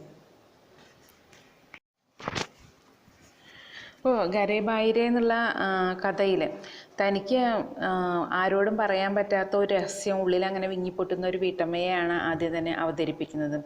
അപ്പോൾ ഒന്ന് അവളുടെ മകനും പിന്നെ ഒന്നുള്ളത് നാത്തൂൻ്റെ ഭർത്തൃ സഹോദരി പുത്രിയാണ് അവിടെ രണ്ടുപേരെ അവളെ കൂടാതെ വീട്ടിലുള്ളത്. അപ്പോൾ ഇവരോട് രണ്ടാളോടും തനിക്ക് തൻ്റെ നഷ്ടങ്ങളെക്കുറിച്ച് സംസാരിക്കാനായിട്ട് പറ്റില്ല എന്ന് വീട്ടമ്മ അങ്ങനെ ഓർക്കണം. അപ്പോൾ തൻ്റെ ആ നഷ്ടങ്ങളൊക്കെ തന്നെ അവളെ ഉള്ളിൽ ഒതുക്കിയിട്ട് ഇനിയിപ്പം ആരോടാണ് പറയുക, എവിടെ നിന്നാണ് തനിക്ക് മുക്തി നേടുക എന്നൊക്കെ ചിന്തിച്ചുകൊണ്ടിരിക്കുകയാണ്. അപ്പോൾ പിന്നെ വീട്ടിലുള്ളത് ഭർത്താവാണ്. ആ ഭർത്താവിനോട് ഒരിക്കലും തന്നെ പറയാൻ പറ്റില്ല. ഭർത്താവിനെ കുറിച്ച് അവൾ പറയുന്നുണ്ട്, പിന്നെ അവൾക്കൊരു ശരീരവും അതിനുള്ളിൽ സ്നേഹവും ലാളനയും കൊതിക്കുന്ന ഒരു ഹൃദയം ഉണ്ടെന്ന് ഒരിക്കലും അയാൾ ചിന്തിച്ചിട്ടേ ഇല്ല. അങ്ങനത്തെ ഒരു സ്വഭാവക്കാരനാണ് ഈ ഭർത്താവ്. പിന്നെ എങ്ങനെയാണ് അദ്ദേഹത്തോട് എൻ്റെ ഉള്ളിലുള്ള കാര്യങ്ങൾ പറയുന്നത്. അപ്പോൾ വീട്ടമ്മയുടെ ഈ ദുരന്തത്തിന് അയാളും കൂടി ഒരു കാരണക്കാരനാണ് എന്ന് കഥാകാരി പറയും. അപ്പോൾ അവളിന്ന് മകനെ കൊണ്ടുപോകാതെ പുറത്തു പോയതിലുള്ള ദേഷ്യത്തിലാണ് മകൻ. ഇനി അവിടെ ഭർത്തൃ സഹോദരി പുത്രി ഉള്ളവളാണെങ്കിൽ ഏത് സമയവും TV സിനിമകളുടെ ഒരു അടിമയാണ്. അപ്പോൾ എല്ലാവരും ഇങ്ങനെ അന്ന് സിനിമ കണ്ടുകൊണ്ടിരിക്കും. മകൻ മാത്രം അതിലൊന്നും ശ്രദ്ധിക്കാതെ അമ്മയെ ചീത്ത പറഞ്ഞുകൊണ്ടിരിക്കുന്നുണ്ട്, കാരണം അവനെയും കൊണ്ട് പുറത്തു പോവാത്തതിന്. അപ്പോൾ ഇടയ്ക്ക് സിനിമയിലുള്ള കാര്യങ്ങൾ അവളിങ്ങനെ വീട്ടമ്മയോട് പറയുന്നുണ്ട്. അപ്പോൾ സിനിമയുടെ പേരെന്താണ് എന്ന് അവർ ചോദിച്ചപ്പോൾ ഗരേബായിരെ എന്ന് പറഞ്ഞു. അപ്പോൾ വീട്ടമ്മയ്ക്ക് വല്ലാത്തൊരു അത്ഭുതം തോന്നി. അപ്പോൾ പിന്നെ വല്ലാത്തൊരു പേര് തന്നെ, എന്താ ഇതിൻ്റെ അർത്ഥം എന്ന് അവർ ചോദിക്കുന്നുണ്ട്. അപ്പോൾ പെൺകുട്ടി അതിലൊന്നും ശ്രദ്ധിക്കാതെ അവളുടെ സിനിമയെക്കുറിച്ച് അങ്ങനെ പറയുകയും കാണുകയും ചെയ്തുകൊണ്ടിരിക്കുക. അപ്പോൾ എല്ലാവരും സിനിമയിൽ മുഴുകിയിരിക്കുകയാണ്. പക്ഷെ മരുമകൾ എന്തൊക്കെയോ വീട്ടമ്മയുടെ അടുത്ത് പറയുന്നുണ്ട്. വീട്ടമ്മയ്ക്ക് അതിലൊന്നും തന്നെ ശ്രദ്ധയില്ല. ഈ സമയത്താണ് അമ്മയെ നാരങ്ങ വെള്ളം എന്ന് പറഞ്ഞിട്ട് മകൻ വാശി പിടിക്കാൻ തുടങ്ങിയത്. അപ്പോൾ ഉപ്പിട്ട നാരങ്ങ വെള്ളം കൊടുത്തു എന്നാണ് പറയുന്നത്. മധുരം അവിടെ ഇല്ല. അതിനുശേഷം അവർ വീണ്ടും സിനിമ കാണുന്നിടത്ത് വന്നിരുന്നപ്പോൾ മകൻ അങ്ങനെ അവരുടെ ശരീരത്തിൽ ഉരുട്ടിയൊക്കെ കളിക്കാനായിട്ട് ദേഷ്യം വന്ന് ഇങ്ങനെ അവർ വയറിലൊക്കെ തൊട്ട് ഉരുട്ടി അങ്ങനെ കളിക്കാനായിട്ട് തുടങ്ങുകയാണ് മകൻ. എന്നിട്ട് പറയുന്നുണ്ട്, അമ്മ കള്ളിയാ, മിനി ആൻറ്റിയുടെ അവിടെ കള്ളം പറഞ്ഞു പോയില്ലേ എന്ന് അങ്ങനെ ചോദിക്കുന്നത്. അപ്പോൾ അവൾക്ക് മനസ്സിൽ തോന്നുന്നുണ്ട്, ഞാൻ കള്ളിയാണ്, കൊള്ളരുതാത്തവളാണ്. അത് സത്യമല്ലെങ്കിലും മകൻ്റെ മൂക്ക് വയറ്റിലൂടെ ഉരുസിയപ്പോൾ വീട്ടമ്മയ്ക്ക് അസ്വസ്ഥത തോന്നി എന്നൊക്കെയാണ് പറയുന്നത്. അപ്പോൾ മര്യാദയ്ക്ക് ഇരിക്കുക കുട്ടാ എന്ന് പിന്നെ അവൾ പറയുന്നുണ്ട്. അപ്പോൾ മകൻ ചോദിക്കുന്നുണ്ട്, എന്ത് നല്ല മണമാ അമ്മയ്ക്കും. അപ്പോൾ അവൾക്ക് അങ്ങനെ വിചാരിക്കേണ്ട, ഈ മകനെ എന്തൊക്കെയാണ് പറഞ്ഞുകൊണ്ടിരിക്കുന്നത്, പിന്നെ ഇങ്ങനെ എല്ലാതും ചികഞ്ഞെടുക്കാൻ ഇവന് കഴിയുമോ എന്നൊക്കെ അവരിങ്ങനെ അവരുടെ മനസ്സിലുള്ള ചിന്തകളുമായിട്ട് മകൻ്റെ സംഭാഷണത്തെ ഇങ്ങനെ കൂട്ടിയിണക്കാനായിട്ടുള്ളൊരു ശ്രമം നടത്തുകയാണ് ചെയ്യുന്നത്. അപ്പോൾ വീട്ടമ്മയ്ക്ക് ആരോടെങ്കിലും എന്തെങ്കിലുമൊക്കെ പറയണം തോന്നിയോണ്ട് ഭർത്താവിനോട് ഇങ്ങനെ പറയണം, ഞാൻ മിനിയുടെ വീട്ടിൽ പോയിട്ട് മിനിയെ കണ്ടില്ല. അപ്പോൾ ഹരിദാസിനെ കണ്ടപ്പോൾ ഹരിദാസിൻ്റെ വീട്ടിൽ പോയി. ഹരിദാസിൻ്റെ ഭാര്യയായിട്ടുള്ള ഉഷ നിർബന്ധിച്ചതുകൊണ്ടാണ് പോയത്. അപ്പോൾ അവർ നാട്ടിലുണ്ടോ എന്ന് ഭർത്താവ് ചോദിക്കുന്നുണ്ട്. അപ്പോൾ അവർ 2 ദിവസമായി വന്നിട്ട്. അപ്പോൾ മിനി എന്തേ ചോദിച്ചു. മിനി ഗൾഫിൽ എന്നോട് പറയാതെ പോയി പറഞ്ഞപ്പോൾ ഭർത്താവ് പറയുന്നുണ്ട്, അതുകൊണ്ടാണ് നിനക്ക് വന്നപ്പോൾ തന്നെ ഒരു മൂഡ് ഓഫ് അല്ലേ എന്ന് ചോദിക്കുന്നുണ്ട്. അപ്പോൾ ഇവരുടെ മനസ്സിലുള്ള കള്ളത്തരം അതെങ്ങനെയെങ്കിലും ആരുടെയെങ്കിലും മുമ്പിൽ ഇങ്ങനെ അവതരിപ്പിക്കുന്നുണ്ട്. പക്ഷെ ആരോടും തന്നെ പറയാൻ പറ്റാത്തൊരവസ്ഥയിലാണ് താനെന്ന് ഈ സമയത്ത് അവർ ചിന്തിക്കുന്നുണ്ട്. അപ്പോൾ അവർ വിചാരിക്കുന്നുണ്ട്, താൻ കാമുകനെ സന്ധിക്കാൻ പോയതാണെന്ന് എങ്ങനെയാണ് പറയുക. അപ്പോൾ ഈ സമയത്തേക്ക് സിനിമ കുറച്ചും കൂടി മുന്നോട്ട് പോയിട്ടുണ്ടായിരുന്നു. അപ്പോൾ സിനിമയിലും ഇതേപോലെ ഭർത്താവിനെ പറ്റിക്കുന്ന ഒരു ഭാര്യയെയാണ് കാണിച്ചുകൊണ്ടിരുന്നത്. അപ്പോൾ അവൾക്ക് ഇരിക്കാനും കിടക്കാനും നിൽക്കാനും ഒന്നും വയ്യാത്തൊരവസ്ഥയാണ് വീട്ടമ്മയ്ക്കെങ്കിലും അവർ പോയി സിനിമ കാണാതെ കിടക്കണം. അപ്പോൾ മകൻ അടുത്ത് വന്ന് കിടക്കുന്നുണ്ട്. അപ്പോൾ മകന് വേർപ്പ് മണം ഉണ്ടെന്ന് അവരിങ്ങനെ വിചാരിക്കുകയാണ്. അപ്പോൾ ഇങ്ങനെ ആലോചിക്കുന്നുണ്ട്, ഹരിദാസ് മുമ്പ് ഗൾഫിൽ നിന്ന് വരുമ്പോൾ ഒലീവെണ്ണ കൊണ്ടുവന്ന് തന്നിരുന്നു, പക്ഷെ മകൻ അന്നും അത് തേക്കുന്നത് ഇഷ്ടമായിരുന്നില്ല. ഗൾഫ് സാധനങ്ങൾ ഉപയോഗിക്കുന്നത് അവൻ അന്ന് തൊട്ടേ ഒരു വെറുപ്പാണ് എന്നൊക്കെ അവർ വിചാരിക്കുന്നുണ്ട്. അപ്പോൾ അവരുടെ മനസ്സിലുള്ള ചിന്തകളും ആയിട്ട് ഇതിനെങ്ങനെ കൂട്ടിയിണക്കാനുള്ളൊരു ശ്രമമാണ് നടത്തുന്നത്. അപ്പോൾ ഒരു ദിവസം മോനങ്ങനെ എണ്ണ തട്ടിക്കളയാൻ നോക്കുമ്പോൾ ഹരിദാസ് പറഞ്ഞത് അവൾ ഓർക്കുകയാണ്, പിന്നെ അടുത്ത ജന്മം ഞാൻ സ്പെയിനിലാണ് ജനിക്കുക, അപ്പോൾ നിനക്ക് സ്പെയിനിൽ നിന്ന് എണ്ണ വരുത്തി തരാൻ എളുപ്പമാവും. അപ്പോൾ അടുത്ത ജന്മത്തിൽ ഇങ്ങനത്തെ ഒരു ജീവിതമല്ല വേണ്ട, അടുക്കള അങ്ങനെയൊന്നും വേണ്ട, വെറുതെ ഇങ്ങനെ ജീവിതം ആസ്വദിച്ച് നടക്കുന്ന, ഭൂമിയെ കണ്ട് അങ്ങനെ ജീവിക്കുന്ന ഒരു ജീവിതം മതി നമുക്ക് എന്ന് അവൾ ഹരിദാസിനോട് പറഞ്ഞത് അവളിങ്ങനെ ചിന്തിക്കുന്നുണ്ട്. അപ്പോൾ അവൾ അങ്ങനെ ഒരു സ്വപ്നജീവിയായി മാറിയിട്ടുണ്ടായിരുന്നു. ഏത് സമയവും അയാളോട് ഫോൺ ചെയ്ത് ചിരിക്കുന്നത് കേൾക്കുക. അപ്പോൾ ഭർത്താവിൻ്റെ അമ്മ പറയാറുണ്ട്, ഏത് സമയവും ഈ ഇളി തന്നെ. ഭർത്താവാണെങ്കിൽ ഇവൾക്ക് എന്താണാവോ പറ്റിയതെന്ന് അയാളും ഇടയ്ക്ക് ചിന്തിക്കാതിരുന്നില്ല. അപ്പോൾ അവൾ അവളുടെ ജീവിതത്തെക്കുറിച്ച് ഇങ്ങനെ ഓർക്കുകയാണ്. അപ്പോൾ തൻ്റെ സ്നേഹം മുഴുവനും പ്രകടിപ്പിക്കാനായിട്ട് ഇന്ന് അയാളുടെ അമ്മയും ഭാര്യയും ബന്ധുവീട്ടിൽ സന്ദർശനത്തിന് പോയപ്പോൾ അതിനായിട്ടാണല്ലോ ഞാനിന്ന് അവിടെ പോയത് എന്ന് അവളിങ്ങനെ വിചാരിക്കുന്നുണ്ട്. അപ്പോൾ അവൾ അയാളുടെ കൂടെ കഴിഞ്ഞ നിമിഷങ്ങൾ, അപ്പോൾ അത് കഴിഞ്ഞതിന് ശേഷം അവൾ ഓർക്കുന്നുണ്ട്, ശരീരങ്ങൾ ബന്ധപ്പെട്ട് കഴിഞ്ഞാൽ പിന്നെ സ്നേഹത്തിന് കതിരവൻ ഇല്ലാതെയാവുകയാണ്. അപ്പോൾ അവളിങ്ങനെ വിചാരിക്കുന്നുണ്ട്, പിന്നെ എന്തിനാണ് പാപചിന്ത തോന്നിക്കൂടാത്തതാണ്. ഒരു സ്ത്രീക്ക് ഒരേ സമയം ഒന്നിലധികം പുരുഷന്മാരെ സ്നേഹിക്കുന്നതിൽ എന്താണ് ഇത്ര തെറ്റുള്ളത്? പക്ഷെ ലോകം ഒരിക്കലും അത് അംഗീകരിക്കുന്നില്ല എന്നൊക്കെ അവളിങ്ങനെ ചിന്തിക്കുന്നുണ്ട്. അപ്പോൾ ഇങ്ങനെയുള്ള ഒരു സന്ദർഭത്തിൽ അവൾ അയാളോട് ചോദിക്കുന്നുണ്ട്, ഹരിയുടെ ഭാര്യ ഉഷ ഇങ്ങനെ വേറൊരാളുമൊത്ത് ഇരിക്കുന്നത് കണ്ടാൽ എന്താവും അവസ്ഥ? അപ്പോൾ അയാൾ പറയുന്നുണ്ട്, വെച്ചേക്കില്ല ഞാൻ. അപ്പോൾ അയാൾ തമാശയിലാവും പറയുന്നത് വിചാരിച്ചിട്ട് അവൾ നോക്കുമ്പോൾ അയാൾ ഭയങ്കര കാര്യമായിട്ട് തന്നെയാണ് പറയുന്നത്. അപ്പോഴാണ് അവൾക്ക് താൻ ചെയ്തതിൻ്റെ തെറ്റ് അത് എത്രത്തോളം ഉണ്ട് എന്ന് അവളിങ്ങനെ ചിന്തിച്ചു. അപ്പോൾ അവൾ വിചാരിക്കുന്നുണ്ട്, പിന്നെ എനിക്ക് എൻ്റെ മനസ്സിനെ പിടിച്ചു നിർത്താനായിട്ട് പറ്റാത്തത് കൊണ്ടാണ് ഇങ്ങനെ ഒരു ബുദ്ധിമുട്ട് സംഭവിച്ചത്. എൻ്റെ ജന്മം തന്നെ ഇങ്ങനെ ആയിപ്പോയതായിരിക്കുക എന്നൊക്കെ അവളിങ്ങനെ ചിന്തിക്കുന്നുണ്ട്. അപ്പോൾ അവളുടെ കണ്ണിൽ നിന്ന് അറിയാതെ വെള്ളം വരുമ്പോൾ അവളെ എന്തിനാണ് കരയുന്നതെന്ന് അയാളുടെ ചോദ്യത്തിന് അവൾ മറുപടി പറയുന്നത്, എനിക്ക് നിങ്ങളെ പിരിഞ്ഞ് ഒരു മിനിറ്റ് പോലും ഇരിക്കാനായിട്ട് പറ്റില്ല, അതുകൊണ്ടാണ് എനിക്ക് സങ്കടം വന്നത് എന്നാണ് പറഞ്ഞത്. അങ്ങനെ അവിടുന്ന് വീട്ടിൽ നിന്ന് ഇറങ്ങി ബസ്സിൽ കയറാനായിട്ട് പോരുമ്പോഴും അയാൾ അവളെ പിന്തുടർന്നു. അപ്പോൾ അയാൾ പറയുന്നുണ്ട്, ഇനി ഇങ്ങനെ ബസ് കാത്ത് നിൽക്കേണ്ട ആവശ്യം ഉണ്ടാവില്ല, അടുത്ത വരവുമ്പോൾ ഞാനൊരു കാറ് വാങ്ങുമെന്ന് പറയുന്നുണ്ട്. ഞങ്ങളൊരു കാറ് വാങ്ങുമെന്നാണ് പറയുന്നത്. അപ്പോൾ അവളിങ്ങനെ അവൾ പറഞ്ഞു, ഭയങ്കര പണക്കാരനല്ലേ, കാറൊക്കെ വാങ്ങുക അല്ലെങ്കിൽ തീവണ്ടി വാങ്ങുക എന്നിട്ട് ഓരോ 4 വാഗണുള്ളത് വാങ്ങിക്കോ പറഞ്ഞിട്ട് ആ വാഗണുകൾ ആർക്കൊക്കെ എന്നുള്ളത് പറയണം. അപ്പോൾ അവളെ അതിലില്ല. അപ്പോൾ പിന്നെ നിനക്കോ ചോദിച്ചു. അപ്പോൾ അവൾ മനസ്സിൽ ചിന്തിക്കുന്നുണ്ട്, ഞാൻ ഏത് സമയം ഉപേക്ഷിക്കപ്പെടാവുന്ന ഒരു വാഗണാണല്ലോ, അപ്പോൾ അതുകൊണ്ട് എനിക്ക് പ്രത്യേകിച്ച് വാഗണിൻ്റെ ആവശ്യമുണ്ടോ എന്ന് അവളിങ്ങനെ മനസ്സിൽ ചിന്തിക്കുന്നുണ്ട്. അപ്പം അങ്ങനെ പോകുന്ന അയാളെക്കുറിച്ച് ചിന്തിക്കുമ്പോൾ അവൾ വിചാരിക്കുകയാണ്, ഈ ജന്മം ഇനി ഒരിക്കലും എനിക്ക് അയാളെ നിരസിക്കാനോ വെറുക്കാനോ അശക്തയാണ്. അപ്പോൾ അവൾ ചെയ്ത തെറ്റ്, പാപം, അതിൻ്റെ ആഴം ഇപ്പോഴാണ് അവൾക്ക് മനസ്സിലാവുന്നത്.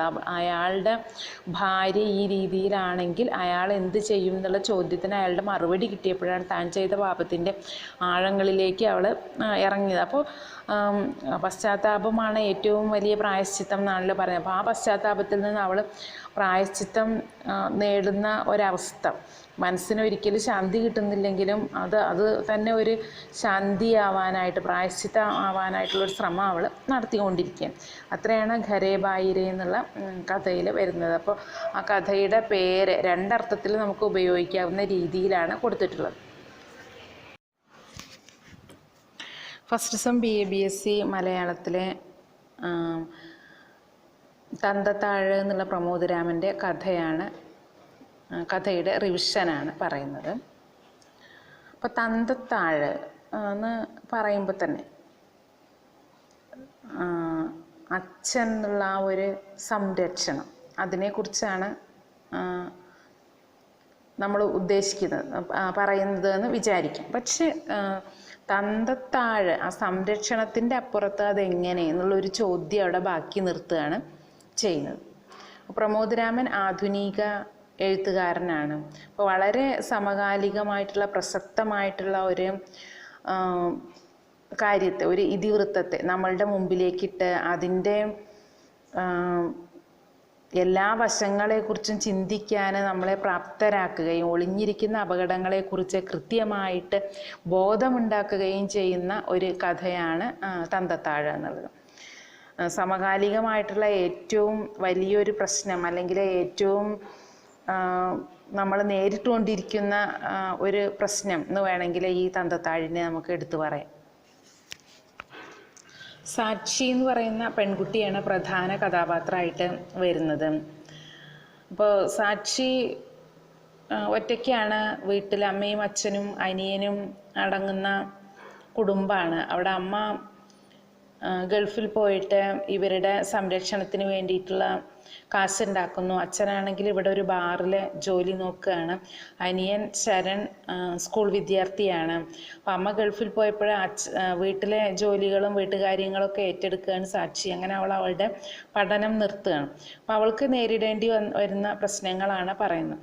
അപ്പം ആദ്യം ഒരു പ്രത്യേക സമയം അല്ലെങ്കിൽ സന്ദർഭം മാത്രമാണ് ഇവിടെ അവതരിപ്പിക്കുന്നത്. അതിൽ കൂടെ കുറേ ഫ്ലാഷ് ബാക്ക് ആയിട്ടുള്ള കാര്യങ്ങളും കൂടി പറയുകയാണ് ഒരു വൈകുന്നേരം മുതൽ അന്ന് രാത്രി പാതിരാത്രി വരെയുള്ള കാര്യങ്ങളെ മാത്രം അവതരിപ്പിക്കുകയാണ് കഥാകൃത്ത് ചെയ്യുന്നത്. അതിൽ കൂടെ കുറച്ച് ഫ്ലാഷ് ബാക്ക് ആയിട്ടുള്ള കാര്യങ്ങൾ നമ്മളോട് പറഞ്ഞ് അവരുടെ ജീവിത സാഹചര്യങ്ങളെക്കുറിച്ച് പറയുക കൂടി ചെയ്യുന്നു. അപ്പം മനസ്സിൽ അമ്മ ഉണ്ടാക്കി കൊടുത്ത കുറേ പേടിപ്പെടുത്തലുകൾ, അത് അവൾക്ക് ഏത് സമയം അവളുടെ മനസ്സിലിങ്ങനെ തോന്നും. സന്ധ്യയായി കഴിഞ്ഞാൽ പിന്നെ പറയും വേണ്ട, മുറ്റത്ത് എന്തൊക്കെയോ ഉണ്ട് എന്നുള്ളൊരു തോന്നലാണ് എപ്പോഴും അവൾക്ക് ഉണ്ടാകുന്നത്. അപ്പോൾ അതുകൊണ്ട് സന്ധ്യ തുടങ്ങുന്നതിന് മുമ്പ് അവൾ വാതിലുകളൊക്കെ അടച്ച് ഉള്ളിലിരിക്കും എന്ന് പറയണം. പിന്നെ ശരൺ അവളുടെ അനിയൻ വന്നാൽ മാത്രമേ വാതിൽ തുറക്കുള്ളൂ. പിന്നെ അവരുടെ വീടിനെ കുറിച്ചാണ് പറയുന്നത്. അവിടെ ചെറിയ 2 മുറിയും അടുക്കളയും ഒരു ഇറയും മാത്രമുള്ള വീടാണ്. പക്ഷേ ഉമ്മറത്തെ വാതിലടച്ചു കഴിഞ്ഞാൽ വളരെ സുരക്ഷയാണ് എന്നുള്ളൊരു തോന്നൽ അവർക്ക് ഉണ്ട്. അപ്പോൾ അമ്മ സ്ഥിരമായിട്ട് അവളെ ഇങ്ങനെ ഉപദേശിക്കാറുണ്ട്. പിന്നെ അങ്കിളാണെന്ന് പറഞ്ഞ മിഠായി കൊടുക്കാനായിട്ട് ആരെങ്കിലും വന്നാൽ അതൊന്നും വാങ്ങരുത്. സാക്ഷി വലുതായപ്പോൾ അവർക്ക് കൂടുതൽ ആശങ്കയായി. നീ ഒരു പെൺകുട്ടിയാണ്, എല്ലാത്തിലും കണ്ണു വേണം, വാതിലും ജനലുകളൊക്കെ ഏത് സമയവും അടയ്ക്കണം, മുറ്റത്തെ കാട്ടുചെടികളൊക്കെ വളരുന്നുണ്ടെങ്കിൽ അപ്പം തന്നെ കൊത്തിക്കളയണം, എല്ലാം അങ്ങനെ അമ്മ അന്നേ പറഞ്ഞുകൊണ്ടിരിക്കുകയായിരുന്നു. ഇപ്പോഴാണെങ്കിൽ കത്ത് വഴിയാണ് അമ്മ ഇത്തരത്തിലുള്ള ഉപദേശങ്ങളൊക്കെ സാക്ഷിക്ക് ഉണ്ടാക്കി കൊടുക്കൽ. അപ്പോൾ കുഞ്ഞുനാളിലെ സാക്ഷിയുടെ മനസ്സിൽ ഉണ്ടാക്കിയിരുന്ന പേടി ഉണ്ടായിരുന്ന പേടി അച്ഛനേക്കാൾ അറിയുന്നത് അമ്മയ്ക്കാണ്. അപ്പോൾ അതുകൊണ്ട് തന്നെ എല്ലാ കാര്യങ്ങളും അമ്മ എപ്പോഴും ഇങ്ങനെ അവളെ ഓർമ്മപ്പെടുത്തിക്കൊണ്ടിരിക്കും. അപ്പോൾ ക്ലാസ്സും ട്യൂഷനോ കഴിഞ്ഞ് 6 മണിക്ക് ആണ് സാധാരണ അനിയൻ വരുന്നത്. പക്ഷേ 6:30 കഴിഞ്ഞിട്ട് അനിയനെ കാണാനില്ല. ഇനി 8:30 തൊട്ട് 9 മണി വരെ കറണ്ട് കട്ടാണ്. അപ്പോൾ അതുകൊണ്ട് വിളക്കിലൊഴിക്കാൻ എണ്ണയില്ല. അപ്പോൾ റേഷൻ കടയിൽ നിന്ന് മണ്ണെണ്ണ വാങ്ങി വരാൻ പറഞ്ഞിട്ടുണ്ട് ശരണിനോട്. അപ്പോൾ അതുകൊണ്ടാണോ അവൻ ഇത്രയും സമയം വൈകുന്നത്? ഏതായാലും 7:15 ഇതുവരെയും അവനെ കാണാനില്ല എന്ന് സാക്ഷി ഇങ്ങനെ ഓർത്തു നിന്നിട്ട് മുൻവാതിൽ കുറ്റിയിട്ടിട്ടില്ലേന്ന് നോക്കുകയാണ്. അപ്പം റേഷൻ കട കവലയിലാണ്. അവിടെയാണ് ബസ് ഇറങ്ങി 10 മിനിറ്റ് നടക്കാനുള്ളേ ഉള്ളൂ വീട്ടിലേക്ക്. അപ്പോൾ വഴിയൊക്കെ പഴയതുപോലല്ല, ഇപ്പോൾ എല്ലായിടത്തും സ്ട്രീറ്റ് ലൈറ്റ് ഉണ്ട്. അപ്പോൾ എല്ലായിടത്തും കെട്ടിടം പണിയാണ്, അതിൻ്റെ ഒരു പ്രയാസമുണ്ട്. അപ്പോൾ വാർപ്പ് പണിക്കും മറ്റുമായിട്ട് വരുന്ന തമിഴന്മാരും വഴിപോക്കരും ഒക്കെ അവിടെ ഉണ്ടാവും. അപ്പോൾ അതുകൊണ്ട് ഒരിക്കലും ചേച്ചി അതിനൊന്നും സന്ധ്യാസമയത്ത് പോകരുതെന്ന് ഇടയ്ക്കിടയ്ക്ക് പറയാറുണ്ട്. പിന്നെ അവർ വഴിയിലൊക്കെ മദ്യപിച്ചിട്ടും അതേപോലെ വിസർജനങ്ങളൊക്കെ ആയിട്ട് അവിടെയൊക്കെ വൃത്തികെട്ട മണവും ഒക്കെ ഉണ്ടാവാറുണ്ട്. അപ്പോൾ ചേച്ചി അങ്ങോട്ടൊന്നും പോകരുതെന്നൊക്കെ ഇടയ്ക്കിടയ്ക്ക് ശരൺ അവളോട് പറയാറുണ്ട്. പിന്നെ അമ്മയെക്കുറിച്ച് ഇങ്ങനെ പറയുന്നുണ്ട്. അമ്മയാണെങ്കിൽ പിന്നെ കടയിലൊക്കെ പോയി കഴിഞ്ഞാൽ എല്ലാത്തിൻ്റെയും വിലയൊക്കെ ചോദിച്ച് സ്ഥിരം വിലക്കുറവായിട്ടുള്ള മീനുകൾ മാത്രമേ വാങ്ങാറുള്ളൂ. അച്ഛന് പട്ടണത്തിലെ ഒരു ബാറിലാണ് ജോലി. രാത്രി 11 മണി കഴിഞ്ഞിട്ട് മാത്രമേ അദ്ദേഹം വീട്ടിലെത്താറുള്ളൂ. അപ്പോൾ ഒരിക്കലും സാക്ഷിയോട് ഒന്ന് സംസാരിക്കുക, മുഖത്ത് നോക്കി സംസാരിക്കുക ഒന്നും അയാൾ ചെയ്യാറില്ല. അനിയനെയാണെങ്കിലും അടിയിലൊക്കെ എടുത്തു വയ്ക്കും. സാക്ഷിയോടൊന്നും തന്നെ പറയാറില്ല. അമ്മയോട് പറഞ്ഞിട്ടോ അല്ലെങ്കിൽ അനിയനോട് പറഞ്ഞിട്ടോ മാത്രമാണ് അവളോട് പറയാറുള്ള കാര്യങ്ങൾ അറിയാം. അപ്പോൾ അമ്മ ഗൾഫിൽ പോകാനായിട്ട് തുടങ്ങിയപ്പോഴാണ് സാക്ഷി തൻ്റെ പഠനം നിർത്തിയത്. അന്ന് അവൾ 9-ലായിരുന്നു. അപ്പോൾ അമ്മയ്ക്ക് തീരെ പോകാനായിട്ട് ഇഷ്ടമുണ്ടായിരുന്നില്ല. അച്ഛനാണ് നിർബന്ധിച്ചത്. കാരണം വീട് വെച്ചതിൻ്റെ കടം തീർക്കണം, സാക്ഷിക്ക് കല്യാണത്തിന് എന്തെങ്കിലുമൊക്കെ കരുതണ്ടേ, ശരണിനെ പഠിപ്പിക്കണ്ടേ. അപ്പോൾ അതുകൊണ്ട് ഒരു കമ്പനിയിൽ സീപ്പർ ജോലി ആണ് കിട്ടിയിട്ടുള്ളത്. അപ്പോൾ നല്ല സ്പോൺസറാണ് എന്നാണ് ഏജൻറ്റ് പറഞ്ഞത്. അപ്പോൾ അതുകൊണ്ട് നീ എന്തായാലും പോകണം എന്നൊക്കെ അമ്മയോട് അച്ഛനാണ് പറഞ്ഞത് സാക്ഷി ഓർക്കുകയാണ്. അപ്പോൾ കുട്ടികളെ ആരാണ് നോക്കുക എന്ന് അമ്മ ചോദിക്കുന്നുണ്ട്. അപ്പം സാക്ഷി ഇപ്പോൾ വലുതായില്ലേ, അവൾ അടുക്കളപ്പണിയൊക്കെ ചെയ്തോളൂ. പിന്നെ മറ്റവന് 9-ാം ക്ലാസ് വരെ, മറ്റവനും വലിയ കുട്ടിയായില്ലേ, സാക്ഷി 9-ാം ക്ലാസ്സിൽ എത്തിയില്ല, ഇനി അത്രയൊക്കെ പഠിച്ചാൽ മതി എന്ന് പറഞ്ഞിട്ട് അമ്മയെ നിർബന്ധിച്ച് ഗൾഫിലേക്ക് അച്ഛൻ തന്നെയാണ് പറഞ്ഞയക്കുന്നത്. അപ്പോൾ അമ്മ പോയിട്ട് 1 വർഷം കഴിഞ്ഞു എന്ന് സാക്ഷി ഇങ്ങനെ ഓർക്കണം.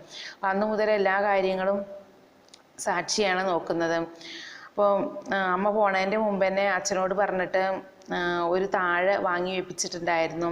പച്ചിരുമ്പിൻ്റെ ആ താഴെ വെച്ചിട്ട് അമ്മ ഇങ്ങനെ പറഞ്ഞു, ഇതിന് ഒരച്ഛൻ്റെ ബലമുണ്ട്, ഇതിൻ്റെ പേരാണ് തന്തത്താഴ് എന്ന് അന്ന് അമ്മ പറഞ്ഞ സാക്ഷി ഇങ്ങനെ ഓർക്കുകയാണ്. അപ്പോൾ പിന്നെ ശരണ് വെറുതെ ഇരിക്കുമ്പോൾ വീട്ടിലുള്ള 3-4 താഴുകൾ വലിപ്പം അനുസരിച്ചിട്ട് ഇങ്ങനെ നിരത്തി വെച്ചിട്ട് പറയും തന്തത്താഴ്, തള്ളത്താഴ്, പിള്ളത്താഴ് എന്നിങ്ങനെ പറയുന്നൊക്കെ സാക്ഷി ഓർക്കണം. അപ്പോൾ ഇങ്ങനെയൊക്കെ ഓർത്തുകൊണ്ടിരുന്നപ്പോഴേക്കും 8 മണിയായി. അപ്പോഴും ശരൺ വന്നിട്ടില്ല. അപ്പോൾ എന്താണ് ചെയ്യേണ്ടതെന്ന് അവളിങ്ങനെ ആലോചിച്ചുകൊണ്ടിരിക്കുകയാണ്. അവൾക്ക് പിന്നെ സാറന്മാരുടെ നമ്പറൊന്നും അറിയില്ല. അപ്പം അങ്ങനെ അവനെ അന്വേഷിച്ച് ഇറങ്ങാനായിട്ട് തീരുമാനിച്ചു. വേറെ വഴിയൊന്നുമില്ല. എന്നിട്ട് മൂടിപ്പോച്ച് നടന്നു പോകുന്ന രൂപങ്ങളെ കാണുമ്പോൾ തന്നെ അവൾക്ക് പേടിയാണ്. അപ്പോൾ ചില ദിവസങ്ങളിലൊക്കെ അത്തരം രൂപങ്ങൾ അവൾക്ക് സ്വപ്നത്തിൽ ഉണ്ടാവാറുണ്ട് എന്നൊക്കെ അവളിങ്ങനെ വിചാരിക്കുകയാണ്. എന്നിട്ട് അങ്ങനെ വഴിയിൽ കുറച്ച് ഇറങ്ങി നടന്ന് അന്വേഷിക്കാനായിട്ട് അവൾ തുടങ്ങുകയാണ്.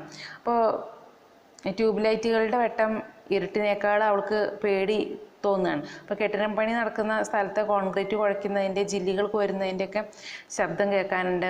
വഴിയിലൊക്കെ ചില ആളുകൾ അവിടെ ഇവിടെയൊക്കെ നിൽക്കുന്നുണ്ട് തമിഴ് സംസാരിച്ചുകൊണ്ട്. അപ്പോൾ ഇവളിങ്ങനെ ഫോണ് കാണുമ്പോൾ ഓരോരുത്തരെയും ഓരോന്ന് പറയുന്നതൊക്കെ അവൾ കേൾക്കുന്നുണ്ടെങ്കിലും അവൾ അതിനെക്കുറിച്ചൊന്നും ചിന്തിക്കുന്നില്ല. അപ്പോൾ ഏതായാലും റേഷൻ കടയുടെ മുമ്പിലെത്തിയപ്പോൾ അവിടെ എത്തിയപ്പോഴേക്കും റേഷൻ കട പൂട്ടിയിട്ടുണ്ടായിരുന്നു. അപ്പം അത് ഇനി എന്താണ് ചെയ്യാന്ന് അവളിങ്ങനെ ചിന്തിച്ചപ്പോഴേക്കും കറണ്ട് പോയി. കറണ്ട് കട്ടായി. 8:30 ആയല്ലോ. അപ്പോൾ അതുകൊണ്ട് വീട്ടിനകത്തെ ഇരുട്ടിനെ അവൾ ഒരിക്കലും ഭയപ്പെട്ടിട്ടുണ്ടായിരുന്നില്ല. പക്ഷെ ഇപ്പോൾ വീടൊക്കെ പൂട്ടിയും പുറത്താണ് നിൽക്കുന്നത്. അപ്പോൾ 4-5 കടകളുള്ള ഒരു വലിയ കെട്ടിടത്തിൻ്റെ ഉള്ളിലാണ് റേഷൻ കട. അപ്പം സാക്ഷി നിൽക്കുന്ന അവിടെ ഒരു സിമെൻ്റ് ഇട്ട വരാന്ത ഉണ്ട്. അപ്പം അങ്ങനെ അവളിങ്ങനെ എന്താ ചെയ്യാമെന്ന് വിചാരിച്ചുകൊണ്ടിരിക്കുമ്പോൾ ആരാണ് ഈ ഇരുട്ടത്ത് നിൽക്കുന്നത് എന്ന് ആരോ ചോദിക്കുന്നത് കേട്ടു. അപ്പോൾ പിന്നെ അവർ തമ്മിൽ 2 ആൾക്കാർ തമ്മിലുള്ളൊരു സംഭാഷണമാണ്. അപ്പോൾ ശ്രീനിവാസൻ ചേട്ടൻ ഇരുട്ടത്ത് എങ്ങനെ കാണാനാ, ഇതപ്പോൾ എവിടെ പോയേച്ച് വരികയാണെന്നൊക്കെ പറഞ്ഞിട്ടുള്ളൊരു സംഭാഷണം ഇങ്ങനെ 2 ആളുകൾ തമ്മിൽ പറയുകയാണ്. അപ്പോൾ അവരുടെ സംഭാഷണം കേട്ടപ്പോൾ അവൾ വിചാരിച്ചോ നല്ല ആൾക്കാരാണെന്ന് തോന്നുന്നു, ഇനി അച്ഛൻ്റെ അടുത്തേക്ക് കൊണ്ടുപോകാൻ വേണ്ടി അവരുടെ സഹായം തേടിയാലോ എന്ന് അങ്ങനെ വിചാരിക്കുകയാണ്. അങ്ങനെ ആലോചിച്ച് നിന്നപ്പോഴാണ് പിന്നെ അവർ തമ്മിലുള്ള പോക്കരിക്ക് അവർ ചായക്കുള്ള വക കിട്ടിയായിരുന്നെങ്കിൽ എന്നൊക്കെ പറഞ്ഞിട്ടുള്ള ആ സംഭാഷണം അങ്ങനെ അവൾ കേട്ടുകൊണ്ടിരിക്കുന്നുണ്ട്. അപ്പോൾ ആ ഒരു കഥാപാത്രം ഒരു യാചകനാവാം, അയാൾ കാശ് വാങ്ങി താൻ നിൽക്കുന്ന ഭാഗത്തേക്ക് വരുമോ എന്നൊക്കെ സാക്ഷി ഇങ്ങനെ പേടിക്കുന്നുണ്ട്. അപ്പോൾ അടുത്ത നിമിഷം ഒരാൾ തീപ്പെട്ടി ഒരച്ചു. അപ്പോൾ തീപ്പെട്ടി ഒരച്ചപ്പോഴാണ് പിന്നെ അവൾക്ക് ആകെ പേടിയായില്ല. അയ്യോ എന്ന് പറഞ്ഞിട്ട് അവൾ നിലവിളിച്ചു. അപ്പോൾ ആരാ അതെന്ന് ആ രൂപം ചോദിക്കുന്നുണ്ട്. അപ്പോൾ സാക്ഷിക്ക് മിണ്ടാനായിട്ട് പറ്റുന്നില്ല. ഒരു പെൺകൊച്ചാണെന്ന് തോന്നുന്നു എന്ന് പറയുന്നുണ്ട്. അപ്പോൾ എന്താ കൊച്ചേന്ന് ചോദിക്കുന്നുണ്ട്. അപ്പോൾ എന്നെ ഉപദ്രവിക്കരുത് എന്ന് അവൾ പറയണം.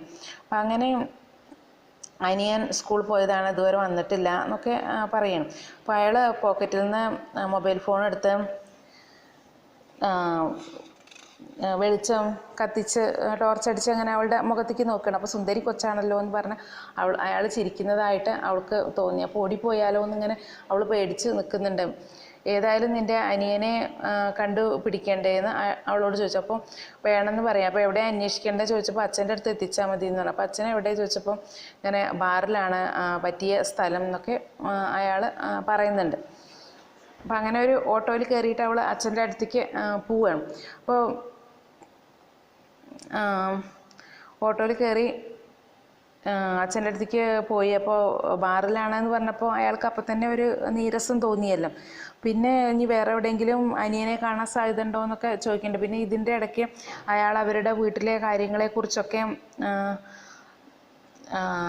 അവളോട് ചോദിച്ച് അന്വേഷിച്ചു. അപ്പോൾ ബാറിൻ്റെ അടുത്ത് എത്തിയപ്പോൾ ഇയാൾ തന്നെ ഓട്ടോക്കാരൻ തന്നെ ഇറങ്ങിയിട്ട് അച്ഛനോട് ചെന്നിട്ട് കാര്യങ്ങൾ പറഞ്ഞ് തിരിച്ചു വരികയാണ്. അപ്പോൾ പിന്നെ നല്ല തന്താന്ന് ഓട്ടോക്കാരൻ പറയണം. അപ്പോൾ പിന്നെ കൊച്ചിനെ വീട്ടിലോട്ട് കൊണ്ടുവിടാനുള്ള കാശും തന്നിട്ട് അനിയനെ നമ്മ വീട്ടിൽ പറഞ്ഞയച്ചിരിക്കുകയാണ് അച്ഛൻ എന്നാണ് സാക്ഷിക്ക് കിട്ടിയ മറുപടി. പക്ഷെ സാക്ഷി അത് മുഴുവനായിട്ട് വിശ്വസിച്ചിട്ടുണ്ടായിരുന്നില്ല. ഏതായാലും വീട്ടിലെ കൊണ്ടാക്കി തരാമെന്ന് പറഞ്ഞിട്ട് നമ്മളുടെ ഓട്ടോക്കാരൻ തിരിച്ച് അവളെ വീട്ടിൽ കൊണ്ടുപോയി വിടുകയാണ്. അപ്പോൾ നീ ഒറ്റയ്ക്കല്ലേ, കുറച്ച് നേരത്തേക്ക് കുറച്ച് നേരത്തെ ഇറങ്ങിയെന്നും പറഞ്ഞിട്ട് ഈ സമയം കഴിഞ്ഞപ്പോഴേക്കും അവൾ വീട്ടിലെത്തി കുറച്ച് കഴിഞ്ഞപ്പോഴേക്കും അച്ഛൻ വന്നു. അപ്പോൾ കയ്യിൽ കുറച്ച് ഓറഞ്ചും പൂവമ്പഴമൊക്കെ ആയിട്ടാണ് അച്ഛൻ വന്നിട്ടുണ്ടായിരുന്നത്. അപ്പം അച്ഛൻ വന്ന് കയറിയും 5 മിനിറ്റ് കഴിഞ്ഞപ്പോൾ അവളെ വിളിച്ച്, എന്നിട്ട് സാച്ചു എന്നാണ് അമ്മ അവളെ വിളിക്കുന്നത്. അപ്പോൾ കണ്ണത്താ ദൂരത്തിരുന്ന അമ്മയുടെ ആ വിളി അവളിപ്പോഴും ഇങ്ങനെ കേൾക്കുന്നുണ്ട്. അപ്പോൾ മറ്റാരും അവളെ അങ്ങനെ വിളിക്കാറില്ല. അപ്പം അച്ഛൻ അമ്മയെയോ ശരണിനെയോ ആണ് സാധാരണ വിളിക്കൽ, തന്നെ അങ്ങനെയൊന്നും വിളിക്കില്ല എന്ന് അവളിങ്ങനെ വിചാരിക്കുകയാണ്. അപ്പോൾ ഇന്ന് സാച്ചു എന്നാണ് അച്ഛൻ വിളിച്ചത്. അപ്പോൾ അവൾക്ക് വല്ലാത്തൊരു അത്ഭുതം തോന്നി. എന്നിട്ട് അമ്മയുടെയും ശരണിൻ്റെയും മുന്നിൽ ആവശ്യമില്ലാണ്ട് എന്തിനാണ് ഇയാളിങ്ങനെ തന്നോട് ഗൗരവം കാണിച്ചിരുന്നതെന്നൊക്കെ അവളിങ്ങനെ ഓർക്കുകയാണ്. അപ്പോൾ സാക്ഷി ചെന്നപ്പോൾ അയാൾ വേഗം കുളിച്ച് വസ്ത്രമൊക്കെ മാറി കട്ടിലിരുന്ന ഒരു ചെറു പൊതിയെടുത്ത് അഴിക്കുകയായിരുന്നു. നീ അടുത്ത് പോകാമെന്ന് പറഞ്ഞിട്ട് അവൾക്ക് ആ പൊതി കൊണ്ടുവന്നിട്ട് മാല അവളുടെ കഴുത്തിലിട്ട് കൊടുക്കുകയാണ്. അപ്പോൾ പിന്നെ അമ്മയുടെ മാലയാണ്, ഇത്രയും കാലം അത് പണയത്തിലായിരുന്നു. അപ്പോൾ ഇനിയിപ്പോൾ എന്തിനാ അമ്മയ്ക്ക് മാലയൊക്കെ എന്ന് പറഞ്ഞിട്ട് അവൾക്ക് മാല അവളുടെ കഴുത്തിൽ ഇട്ട് കൊടുത്തു. എന്നിട്ട് സ്വർണ്ണം ഇട്ടപ്പോൾ നിന്നെ കല്യാണം കഴിഞ്ഞ പോലെ ഉണ്ട് എന്നൊക്കെ അവളോട് ഇങ്ങനെ പറയുന്നുണ്ട്. അപ്പോൾ അപ്പോഴൊക്കെ അവൾ ഒരച്ഛൻ്റെ സ്നേഹം, അതിലപ്പുറം ഒന്നും തന്നെ അതിൽ നിന്ന് വിചാരിക്കുന്നില്ല. പക്ഷെ പിന്നീട് അയാളുടെ സ്വഭാവത്തിൽ വന്ന മാറ്റവും അയാളുടെ പ്രവർത്തികളൊക്കെ അച്ഛൻ എന്നുള്ള ആ ഒരു പ്രകടനത്തിന് വിപരീതമായിട്ട് ആയിരുന്നു. അപ്പം അങ്ങനെ ഒരിക്കലും അവൾ വിചാരിക്കാത്ത ഒരു സ്വഭാവമാണ് അയാൾ അവളോട് പ്രകടിപ്പിച്ചത്. അപ്പോൾ എന്നിട്ട് ലാസ്റ്റ് അയാൾ ഇങ്ങനെ പറയുന്നുണ്ട്, പേടിക്കേണ്ട, മുൻവശത്തെ വാതിൽ താഴിട്ടിട്ടുണ്ട്. അപ്പോൾ ഉള്ളിൽ തന്തത്താഴ് എന്ന് പറഞ്ഞിട്ടുള്ള സംരക്ഷണം വളരെ ഭംഗിയായിട്ട് നടക്കുന്നുണ്ട്. പക്ഷെ ആ താഴ് തന്നെയാണ് അവൾക്ക് ജീവിതത്തിലെ ഏറ്റവും വലിയ അപകടം ഉണ്ടാക്കിയത് എന്നുള്ള വലിയൊരു ആശയം നമ്മളുടെ മുമ്പിൽ അവതരിപ്പിക്കുകയാണ് ഈ കഥയിലൂടെ ചെയ്തത്. അപ്പോൾ സമകാലികമായിട്ടുള്ള പ്രശ്നത്തിന് വളരെ ആസ്വാദക മനസ്സിനെ പിടിച്ചു നിർത്തുന്ന പോലെ പ്രമോദരാമൻ വളരെ ഭംഗിയായിട്ട് അവതരിപ്പിച്ചിട്ടുണ്ട്. ഇത്രയാണ് തന്തത്താഴ് എന്ന് പറയുന്ന കഥ.